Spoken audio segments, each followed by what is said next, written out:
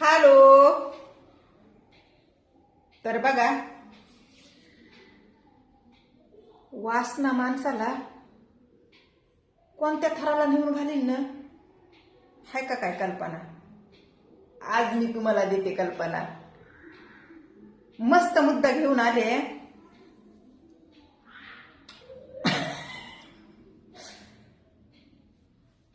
ह्या वासनाबद्दल मी बोलत असते. लोक मला नाव ठेवीत येतं. वागणाराला करणाराला काय बघायला जाते का? बोलताना दिसते मी त्यांना, म्हणून लोक बोलतेत. मी समजू शकते बरं का, पण एवढी बी अक्कल गहाण ठेवीत का काय मला म्हणायचंय.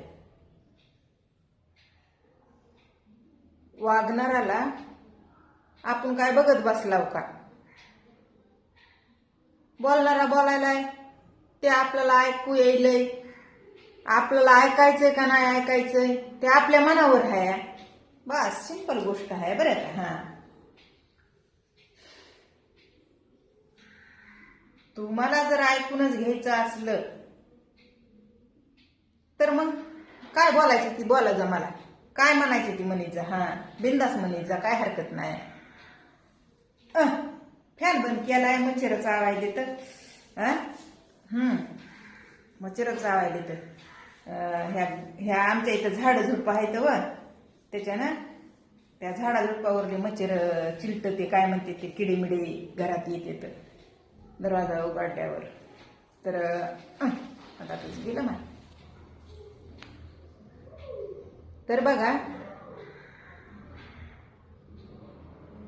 हे नवरा बायकोचा व्यवहार जे असते ना, ते कुठंतरी महाग पडताना दिसायला आहे. त्याला कारण ही सोशल मीडिया आहे. आता म्हणायले तर सोशल मीडिया बंद होणार आहे, बॅन होणार आहे म्हणायले, बॅन. कारण की इतक्या दिवस लोकांच्या बायका त्यांचं शोषण होत होतं, त्यांचा वापर करून घेत होते लोक, त्यांचे संसार उद्ध्वस्त होत होते. ते नवरे म्हणणारे डरामात बसत होते जाऊन. मिक्सर मध्ये सुद्धा त्यांचं ज्यूस बनविलेला आहे ह्या सोशल मीडियामुळं. म्हणजे माणसासारख्या माणसाचं ते खिमा बनविल्यासारखं मिक्सर मधून त्याला बारीक करून सोडलेला आहे बायकोनं त्याच्या स्वतःच्या, ह्या सोशल मीडियामुळं. आता सोशल मीडियावर आता नाचाय भेटायलंय, गाणे म्हणाय भेटायले, तर असं काय बी बोलाय भेटायलंय या वंगळ. जर कुणी आपल्याला बोललं तर त्याला शिव्या द्यायला भेटायला का. पण आपलं शोषण आपण करून घ्यायचंय का नाही हे आपल्या स्वतःवर आहे राव. काय बी म्हणा, स्वतःवर आहे. आपलं शोषण करून घ्यायचंय का नाही, शब्दानं म्हणा, शरीरानं म्हणा, मनानं म्हणा, हृदयानं म्हणा. तुम्ही किती बी चांगले वागा, पण तुमचं शोषण तुम्हाला करून घ्यायचं असलं तरच होतंय. आता शब्दानं म्हणलं तर मला कोणीतरी कमेंट मध्ये बोलायले काही बी वाटतं ते, आणि मी हसून त्याला रिप्लाय करायली किंवा रिप्लायच करीना. तर शोषण व्हायलंच ना कसं बी. मी चांगलं असून त्याचा उपयोग काय आहे? मग उपयोग करून घ्यायचा म्हणलं तर गप बसून फायदा नाही, शांत राहून उपयोग नाही. जिथं आवाज उठवायचा आहे तिथं उठवावा लागतोय. ते लोक बघा धरणं करायले तर धरणावर बसायले तर मोर्चे काढायले तर ते लोक आवाज उठवायले तर बुलंद करायले तर आवाज. तसं ह्या सोशल मीडियावर बी जर आपल्याला कुणी अपशब्द वापरीत असन, बोलत असन, तर आपण शांत बसायचं नाही, आवाज उठवायचा, आपला आवाज बुलंद झाला पाहिजे. कमेंट वाईट करणाऱ्यापेक्षा आपण लई वाईट बोलून दाखवायचं त्याला. हो, म्हणजे काय मीच लाडकी बाई आहे का काय? जे कमेंट करतय त्याची पण माय बाईच आहे, त्याची पण बहीण बाईच आहे, त्याची पण लेक बाईच आहे, बाईपासूनच आहे, सगळं बाईपासून आहे. म्हणजे जन्म मृत्यू बाईपासूनच आहे. ही पुरुष मंडळी आशाला लावतीय आणि आयुष्यभर बोळ्यानं दूध पितीय. राग येईल तुम्हाला, येऊ द्या, पण चांगलं बसते थांबा. हा, उशी घेते अशी. हा,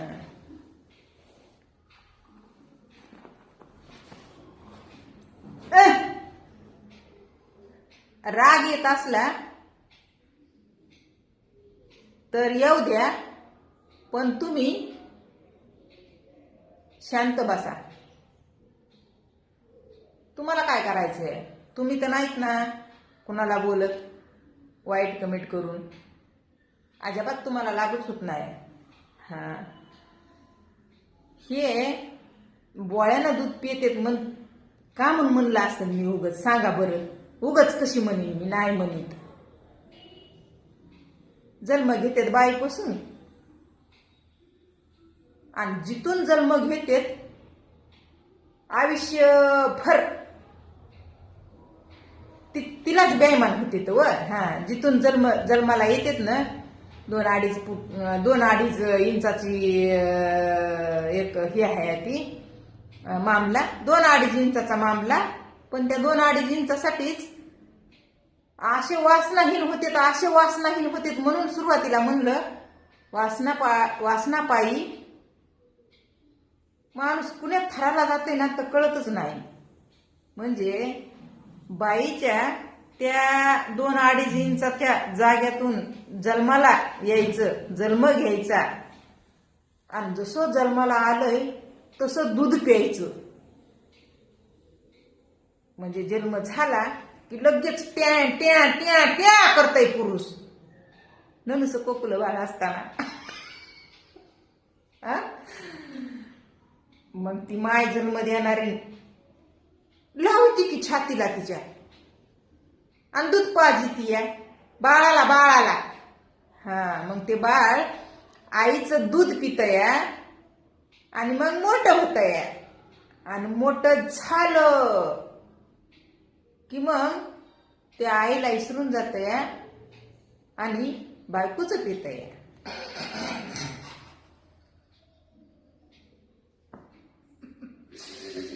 म्हणजे आयुष्यभर पितय, पुन्हा आयुष्यभर.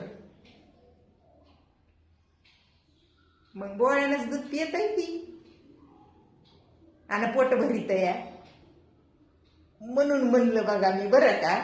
हा, तर खोटं नाही, हे खरं आहे.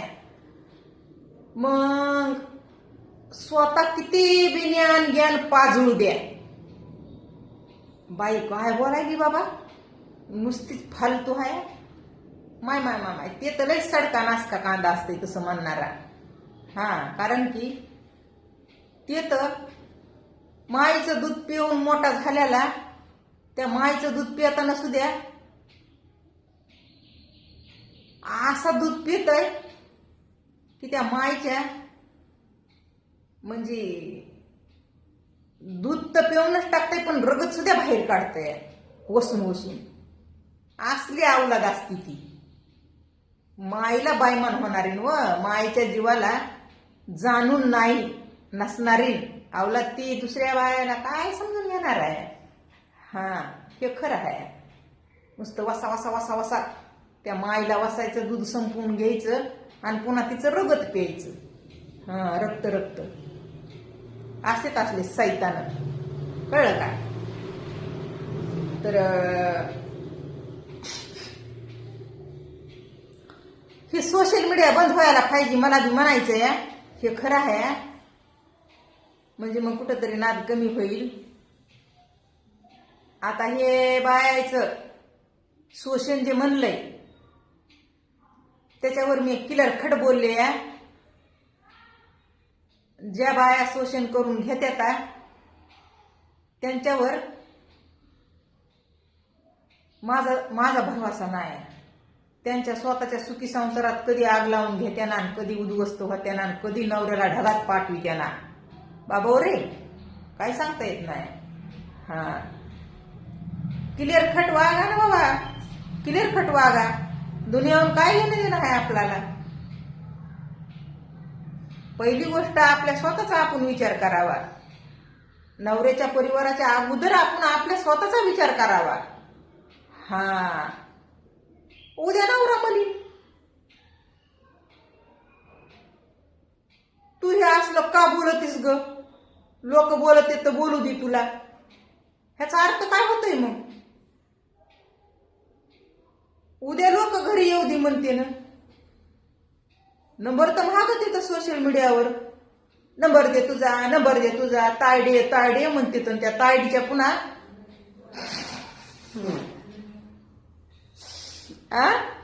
हा नंबर तर मागत येतं. आणि मग घरापर्यंत नाही यायला काय झालं. मग पुन्हा ते एखादा नवरा म्हणायचा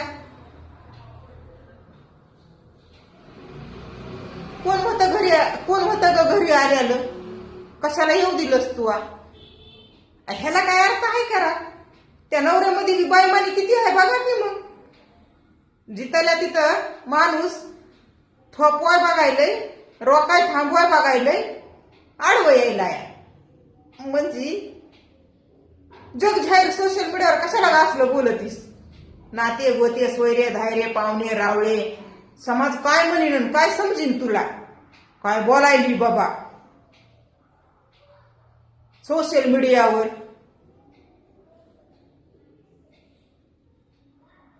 तसं म्हणत जाऊ नका बायकोला. बोल मी आहे तुझ्या पाठीशी उभा असं म्हणत जा. त्याचा काय संबंध आहे तुला बोलण्याचा. त्याचा काय संबंध आहे तुला कमेंट करण्याचा. चल मी येतो त्याच्या घरापर्यंत. जे वाईट कमेंट करताय ना त्याच्या घरातल्या बायकावर उडून बघतो, उडू देतोय का. असा पाहिजे नवरा म्हणणारा माझ्या नवऱ्यासारखा. हा लोकाला वाटतं या बायकोचा बैल असेल ती. म्हणजे कधी कधी कमेंट करते तर नवऱ्याला येडं करून सोडलंय बाईनं, नवऱ्याला येडं करून सोडलंय बाईनं. असं काय समजा माझ्यासोबत व्हिडिओ काढला, त्या व्हिडिओमध्ये काय करायला महाग बघा पाठीमाग असंच भाजीपाला निसत बसल्याला व्हिडिओ हे टाकलं तर चक्कच म्हणायचं स्वतःच्या नवऱ्याला येडं करून सोडलंय बाईनं. अरे बाबा काय दुसऱ्या बाया येडं करून सोडते ना बाई. ज्या बायकून स्वतःच्या नवऱ्याला येड लावलंय ना ते नवरा डोळा उचलून बघत नाही बाहेर कुठं. एवढं काय अवघड वाटू द्यायचंय तुम्हाला. तुम्ही तुमच्या बायकून तुम्हाला येडं करायला पाहिजे. एवढं तिचं प्रेम तुमच्यावर जडलं पाहिजे तेव्हा तुमच्यावर ढगात जायची येळ येत नाही. कळलं का.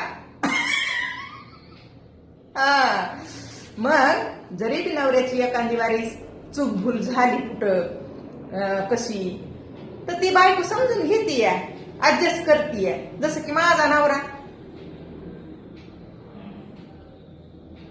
हा लागतंय. आता ज्याला कळलंय त्यानं कमेंट करून सांगा मला, मी इशारा केल्याला. माझ्या नवऱ्याला लागतंय. मी जेव्हा जवान होते, माझा नवरा जेव्हा जवान होता तेव्हा आमच्यामध्ये जराशी भिनसलेलं होतं बरं का. आमच्या घरच्यामुळं लई घरचे म्हणजे आमच्या वाईटावर होते. आम्हाला संग राहू देत नव्हते आणि आम्हाला एकत्र येऊ देत नव्हते. आणि माझ्या सासरच्या लोकांनी माझ्या नवऱ्यासाठी 2 लेकराची बायको बघितली होती. कळलं का. ऊस तोडा येत नाही मला म्हणून. हा 2 महिने मला नेलं ऊस तोडायला फॅक्टरीला पैसे उचलून. आता एवढसा जीव माझा चिमुकला, डोसक्यावर मोळ त्या ऊसाची घेऊन चला येतंय होय गाडीवर, मला चालायची आहे ना. मग त्या ऊस तोडायच्या ठिकाणी लेकरं सांभाळायला लावायचे मला लोक ते. हा टोळीवरचे लेकरं सांभाळत बसायचं. 2 महिने केलं काम. ते मुकदमीन का कोण असते की बघा, पोट मुकदमीन, तिनं मोळ्या बांधायच्या माझ्यावरच्या. हा माझ्या नवऱ्यानं ऊस तोडायचा आणि तिनं मोळ्या बांधायच्या. आणि मग तिला आमच्या त्या ऊसाच्या जागेवर बोकडं कापायचे. हप्त्याला असं मनात येईल तेव्हा बोकड कापायचे बरं का. तर मग त्या बोकडाचा वाटा जे असतंय का मटणाचा, ते लेकरं बाळा असू की दोघं नवरा बायको असू, ते वाट्याला वाटच घ्यावा लागायचा आणि त्या वाट्याचे पैसे द्यावाच लागायचे. आता मग आम्ही दोघंच नवरा बायको, मी इतुशी आणि तेव्हा मी काय तेवढं खाण्यावर लक्ष बी नव्हतं माझं. माझ्या मनात नुसती धुडधुडी. माझं लयच नरक झालं होतं आयुष्य, काय सांगू तुम्हाला. मग ते सगळं मटण करायचं मी हवाली त्या बाईच्या मुकदमनीच्या. साखर द्यायची, पत्री द्यायची, मसाला द्यायचा, ते मीठ द्यायचं, भुरकी द्यायची, ते पीठ द्यायचं, तेल द्यायचं, काम बी करा आणि खाली. 2 महिने ठेवलं कामावरून, आम्हाला लावला हाकालून घरी. त्या पोरीला काहीच काम येत नाही म्हणून. मग सासरच्या लोकांना दिलं मला तिथून बी हाकालून त्याच्या घरून. हिला काहीच येत नाही, आम्हाला नाही खायची म्हणून. लगे बघितली दुसरी सासूच्या माहेरचीच सोडून दिलेली 2 लेकराची माय. त्या माया नवऱ्याला मजबूर केलं. आता एवढी चटक चांदणी सोडून ते करतोय का दुसरी. गेला पळून माझा नवरा पुण्याला गेला आणि मी माझ्या माहेरात. मग त्या पुण्यामध्ये गेल्यावर माझ्या नवऱ्याला व्यसन लागलं, व्यसन. हा ड्रिंक करायचं, कळलं का. अशी गोष्ट आहे. त्याच्यामुळं माझा नवरा थोडासा एका वेगळ्या वळणावर वळाला, ते बी त्यांच्या घरच्यामुळं. असं करीत 5-6 महिने झाले आणि पुन्हा लास्टाला आमची गाठ भेट पडली. मी माझ्या मायबापाच्या मुकाट्याच पळून गेले माझ्या नवऱ्यासंग. अशी गोष्ट घडली माहितीये का. मग माझा बाप काय म्हणायचा, आपला शिक्का खोटा, दुसऱ्याला बोलून काय फायदा आहे. आपला शिक्का खोटा, आपली लेक ऐकण्यात नाही, नवऱ्याच्या मागे गेली कवानच. असं माय बाप पुन्हा बोल ना तर मला लयच कठीण दिवस माय काढले ते. पण शेवटी कडीलाच घेऊन आले. आणि मग बघा हळूहळू करून एकदा नवरा बिघडलेला पुन्हा नीट होता भाई लवकर. जेव्हा लेकरं मोठे झाले तेव्हा मग मनानच म्हणायला, मला आता नाही जमायचं लेकराला कळायला. मग कवा तरी घेतय आता बघा. हा कवा तरी म्हणजे सुट्टी बिट्टी असली की सुट्टीच्या दिवशी आपलं खायला हे असतंय मटण बिटन, तर मग घेऊन येतंय घरी. मस्त घरी चकना बिकना घेऊन त्याची ते आपलं एकटं आनंद व्यक्त करताय एकटंच. हा तर मग ते करावं लागतंय ना ऍडजस्ट, कॉम्प्रोमाइज. जाऊ द्या माझ्या नवऱ्याला आपल्या हाय शान चोक एवढा थोडासा आपण सण नाही करायचा, आपण समजून नाही घ्यायचं, तर मग ह्याला कोण घेणार आहे दुसरं. आणि जर दुसऱ्याला समजून घेतलं तर आपलं पुन्हा किती वांद होईल. त्याच्यामुळं अशा गोष्टी सांभाळून न्यावा लागत आता, कळलं का. हा तर ही वासना लई फालतू गोष्ट आहे, आयुष्य उद्ध्वस्त करतीय. तुम्हाला मी पुढच्या व्हिडिओमध्ये बोलते आयुष्य किती उद्ध्वस्त कुणाचं झालंय ते, कळलं का. हा लगेच दुसरा व्हिडिओ टाकते मी. चला बाय.